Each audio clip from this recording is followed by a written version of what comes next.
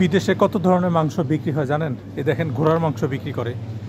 এই যে এইটা দেখেন ঘোড়ার মাংস। এই যে দেখেন শোভাল মানে হচ্ছে ঘোড়া, বিয়ন্দ হচ্ছে মাংস, আর এই যে ঘোড়ার ছবি বিয়ন্দ শোভাল।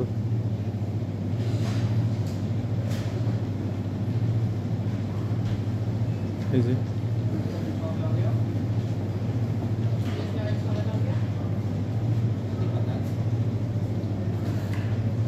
এগুলো হচ্ছে ঘোড়ার মাংসের বার্গার, বার্গার স্টেক ঘোড়ার মাংসের।